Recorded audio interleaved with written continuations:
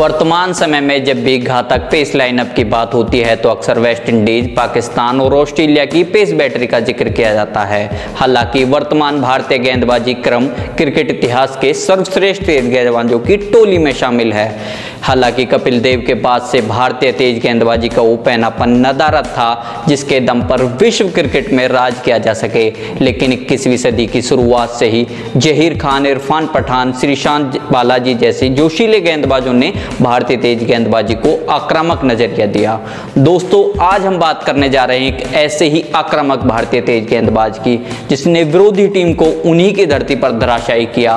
वह खिलाड़ी जो अपने गेंदों से ज्यादा अपने गुस्से और अक्खड़पन के लिए जाना गया, वह भारतीय गेंदबाज जिसके गले में पड़ी 25 तोले की चैन के लिए याद किया जाता है। दोस्तों नमस्कार, आप देख रहे हैं जाट्स यूनाइटेड और आज हम बात कर रहे हैं एक जाट समाज के उस सितारे के बारे में जिसे दुनिया ने जल्द ही भुला दिया। बात कर रहे हैं स्विंग के जादूगर प्रवीण कुमार की। प्रवीण कुमार का जन्म 2 अक्टूबर 1986 उत्तर प्रदेश के शामली जिले के गांव लपराना में एक किसान परिवार में हुआ। इनके पिता सकट सिंह खेवाल पुलिस में कांस्टेबल के पद पर कार्यरत थे और साथ ही गांव लपराना में खेतीबाड़ी का काम भी संभालते थे। वह प्रवीण को पहलवान बनाना चाहते थे, लेकिन प्रवीण अक्सर अखाड़े से स्कूल का हवाला देकर क्रिकेट मैदान में पहुंच जाते। उनकी मां मूर्ति सिंह खेवाल प्रवीण के क्रिकेट खेलने के शौक में उनका साथ देती। जैसे जैसे प्रवीण की उम्र बढ़ रही थी, क्रिकेट के लिए उनकी चाहत जुनून बनकर उभर कर आने लगी। एक बार लोकल क्रिकेट टूर्नामेंट खेलने के लिए प्रवीण अपनी 10वीं क्लास की एग्जाम छोड़कर चले गए। जब शाम को घर वापस आए तो बड़े भाई ने उनसे पूछा पेपर कैसा गया, तो प्रवीण बोले ठीक गया, लेकिन उनके बड़े भाई उनसे परीक्षा का पेपर मांग लिया। ऐसे में प्रवीण घबरा गए। प्रवीण आगे कुछ बहाना बनाते उससे पहले ही उनके बड़े भाई ने कहा वैसे छक्का बहुत शानदार मारा था तुमने। परीक्षा वाली बात उनके भाई ने उनकी मां को बताई, लेकिन यह बात पिता तक नहीं पहुंचने दी। जैसे जैसे प्रवीण के घर वाले उन्हें क्रिकेट में आगे बढ़ने के लिए तैयार हुए, मगर प्रवीण के सामने अब पैसे की समस्या थी। अंडर 19 ट्रायल के दौरान उन्हें जूतों की जरूरत थी।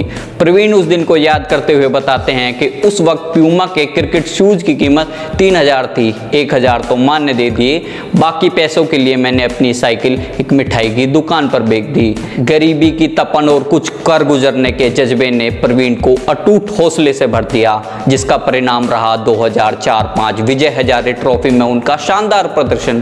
प्रवीण ने उस वर्ष बंगाल के रणदेव बोस के साथ संयुक्त रूप से सर्वाधिक 15 विकेट प्राप्त किए और उत्तर प्रदेश की टीम ने ट्रॉफी भी जीती। अगले साल 2005 से 6 अपने पहले रणजी सत्र में 41 विकेट प्राप्त किए और 368 रन भी अपने बल्ले से बनाए। अपनी शानदार फॉर्म को बरकरार रखते हुए अपने अगले सत्र में 11 मैचों में ही 49 विकेट हासिल कर लिए। प्रवीण का नाम अब घरेलू क्रिकेट में चमक रहा था। साल 2007 की एनकेपी साल्वे चैलेंजर ट्रॉफी के शुरुआती 2 मुकाबलों में ही प्रवीण ने इंडिया रेड की तरफ से खेलते हुए 9 विकेट हासिल किए और 53 रन भी अपने बल्ले से बनाए। उनका शानदार प्रदर्शन भारतीय चयनकर्ताओं की नजरों में उन्हें ले आया। उनका चयन भारत की वनडे टीम में कर लिया गया। इस प्रकार 12 नवंबर 2007 को जयपुर में पाकिस्तान के खिलाफ अपना भारत के लिए वनडे डेब्यू किया, लेकिन वह 2 मैचों में कुछ खास नहीं कर पाए, लेकिन चयनकर्ताओं ने उनके ऊपर भरोसा बनाए रखा। उसके बाद आई साल 2008 की ऐतिहासिक कॉमनवेल्थ बैंक सीरीज। धोनी की कप्तानी वाली युवा भारतीय टीम ने अपने नाम की। सीरीज के 4 मैच खेलकर प्रवीण ने 10 विकेट अपने नाम किए। भारतीय टीम की जीत में उनको एक मुख्य कारण माना गया। उनकी बलखाती गेंदों की चर्चा अंतर्राष्ट्रीय क्रिकेट में हो रही थी। प्रवीण के पास नई गेंद को विकेट के दोनों तरफ स्विंग कराने की काबिलियत और साथ ही स्लो और यॉर्कर गेंदों पर प्रवीण के नियंत्रण ने उन्हें और भी घातक बना दिया। प्रवीण का जिक्र करते हुए पूर्व भारतीय क्रिकेटर मनोज प्रभाकर ने कहा, अगर बात स्विंग और नियंत्रण की करें तो प्रवीण एक जादूगर हैं। साल 2008 से 2010 के बीच 47 एक दिवसीय अंतर्राष्ट्रीय मैचों में 5 के आकर्षक इकोनॉमी रेट से 57 विकेट प्राप्त किए। उस दौरान प्रवीण कुमार भारतीय पेस बैटरी में जहीर खान के साथ मुख्य गेंदबाज थे। प्रत्येक भारतीय को प्रवीण से 2011 विश्व कप में शानदार प्रदर्शन की उम्मीद थी। सबका मानना था कि घरेलू पिचों का फायदा प्रवीण कुमार से बेहतर कोई नहीं उठा सकता, लेकिन दुनिया बनाने वाले को कुछ और ही मंजूर था। वर्ल्ड कप 2011 से ठीक पहले प्रवीण कुमार को पहले डेंगू और उसके बाद कोहनी में लगी चोट ने उन्हें टीम से बाहर कर दिया। प्रवीण की जगह टीम में श्रीशांत को शामिल किया गया और इसमें कोई दो राय नहीं कि 2011 विश्व कप के दौरान कई मौकों पर प्रवीण कुमार की कमी खली। विश्व कप 2011 के बाद प्रवीण कुमार ने अंतर्राष्ट्रीय क्रिकेट में वापसी करते हुए पहले वेस्टइंडीज के खिलाफ टेस्ट डेब्यू किया। उसके बाद इंग्लैंड के विरुद्ध पहली पारी में लॉर्ड्स के मैदान पर 5 विकेट लेकर ऑनर्स बोर्ड पर अपना नाम दर्ज करा लिया। लेकिन चोट प्रवीण के पीछे ऐसी लग गई थी जैसे बेताल 25 में विक्रम के पीछे बेताल लग गया था। जब वे अपने रंग में लौट कर आते तो कोहनी या घुटने की चोट उन्हें क्रिकेट से दूर कर देती। 2012 मार्च में साउथ अफ्रीका के विरुद्ध अपना अंतिम अंतर्राष्ट्रीय मैच खेलते हुए प्रवीण कुमार बुरी तरह से फ्लॉप रहे। इधर प्रवीण की खराब फिटनेस और फॉर्म थी तो दूसरी तरफ रणजी में प्रवीण को आदर्श मानने वाले भुवनेश्वर कुमार कमाल का प्रदर्शन कर रहे थे। यही वजह रही जिसके चलते चयनकर्ताओं ने आगे बढ़कर अब सोचना शुरू कर दिया। लेकिन देश का प्रतिनिधित्व करने का जुनून प्रवीण को क्रिकेट से जोड़े हुए था। वह लगातार कोशिश कर रहे थे, लेकिन 2012 के बाद से भारतीय टीम में वापसी नहीं कर पाए। भारतीय टीम से बाहर रहने के चलते प्रवीण कुमार अपना संयम खोते जा रहे थे।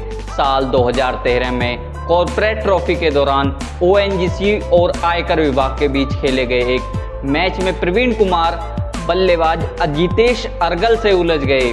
मैच के 49वें ओवर के दौरान दोनों के बीच में कहासुनी हो गई। बीच बचाव करने वाले एम्पायर को भी प्रवीण ने भला बुरा कहा। दरअसल ओवर के दौरान प्रवीण ने अजितेश को 2 बाउंसर डाले और साथ ही एक शॉर्ट बॉल और डाल दी। इसके बाद बल्लेबाज ने एम्पायर से शिकायत की और पूछा आखिर आप नो बॉल क्यों नहीं दे रहे हैं। इतना कहना था कि प्रवीण गुस्से से लाल हो गए और सीधे बल्लेबाज पर भड़ास निकाल दी। मैच के बाद जब जांच में धमकाने और अपमानित करने का दोषी पाए जाने के बाद प्रवीण को मानसिक तौर पर अनफिट और सिरफिरा क्रिकेटर बताया गया। बीसीसीआई ने प्रवीण को 1 साल के लिए विजय हजारे ट्रॉफी खेलने से प्रतिबंधित कर दिया। हालांकि प्रवीण कुमार के साथ उनके गुस्से को लेकर विवाद पहली बार नहीं जुड़ा था। साल 2008 में डॉक्टर को पीटने, साल 2011 में इंग्लैंड और वेस्टइंडीज में दर्शकों से झड़प की घटनाएं हो चुकी थी, लेकिन कॉर्पोरेट ट्रॉफी में हुए विवाद ने उन्हें सामाजिक और मानसिक तौर पर बुरी तरह आहत कर दिया था। अपने तनावपूर्ण समय को याद करते हुए प्रवीण ने बताया कि एक समय ऐसा भी आ गया था जब मैंने घर से निकलना बंद कर दिया था। मैं सोचता था कि लोग मुझसे कैसे कैसे सवाल पूछेंगे, लेकिन धीरे धीरे मैंने बाहर निकलना शुरू किया और सारी नकारात्मकता समाप्त हो गई। उन्होंने आगे कहा कि मैं निराश था, मुझे ऐसे मंच पर खेलने का मौका नहीं मिल रहा था जिसका मैं काफी समय से हिस्सा रहा था। आपको यह जानकर बहुत आश्चर्य होगा कि प्रवीण कुमार जैसे मानसिक तौर पर मजबूत क्रिकेटर ने भी आत्महत्या करने की कोशिश की। प्रवीण ने द इंडियन एक्सप्रेस से बात करते हुए बताया, कुछ महीने पहले रिवॉल्वर लेकर हरिद्वार के रास्ते कार इस मकसद से दौड़ा रहा था कि आज खेल ही खत्म कर देते हैं, लेकिन कार में लगी बच्चों की तस्वीर ने मेरा इरादा बदल दिया और मैं सही सलामत घर लौट आया। डिप्रेशन से जूझ रहे खुद को साबित करने की चाहत के दम पर जिंदगी में एक बार फिर नाता जोड़ लिया। साल 2018 में प्रवीण ने क्रिकेट के सभी प्रारूपों से संन्यास की घोषणा कर दी। अंतर्राष्ट्रीय कैरियर में 6 टेस्ट, 68 एक दिवसीय और 10 T20 मैचों में भारतीय टीम का प्रतिनिधित्व किया। साथ ही प्रवीण कुमार साल 2008 से 2017 के बीच आईपीएल में royal challenge Bangalore, Kings 11 Punjab, Gujarat lions, Mumbai Indians और सनराइजर हैदराबाद की टीमों की तरफ से कुल 119 मैचों में प्रवीण ने 90 विकेट लिए। इस दौरान उन्होंने 2 बार मैन ऑफ द मैच का अवार्ड भी जीता। आपको बता दें कि आईपीएल के इतिहास में दूसरा सबसे लंबा छक्का भी प्रवीण कुमार के नाम ही दर्ज है, जो कि उन्होंने 2008 में रॉयल चैलेंज बेंगलोर के लिए खेलते हुए लगाया था। क्रिकेट के संन्यास के बाद प्रवीण अपना ज़्यादातर वक्त परिवार के साथ ही गुजारते हैं। प्रवीण डिप्रेशन पर अपनी जीत के लिए अपनी पत्नी सपना चौधरी को श्रेय देते हैं। 12 साल पहले 2010 में सपना से उन्होंने शादी की थी, जो कि खुद एक राष्ट्रीय स्तर की शूटिंग खिलाड़ी हैं। फिलहाल तो प्रवीण कुमार गांव बरनावा में एक फार्म हाउस और मेरठ में रेस्टोरेंट के व्यवसाय पर ध्यान दे रहे हैं, लेकिन प्रवीण की चाहत है कि वह बॉलिंग कोच के रूप में अपनी प्रतिभा आने वाली पीढ़ियों तक पहुंचा सकें। तो दोस्तों, कैसा लगा आपको आज का हमारा नया वीडियो? नीचे कमेंट बॉक्स में कमेंट कर जरूर बताएं। वीडियो को लाइक करें, शेयर करें और चैनल को भी सब्सक्राइब करें। और अगर आप वीडियो फेसबुक पर देख रहे हैं तो पेज को लाइक करें, फॉलो करें। फिर मिलते हैं ऐसी अन्य जानकारी के साथ। जय हिंद, जय भारत।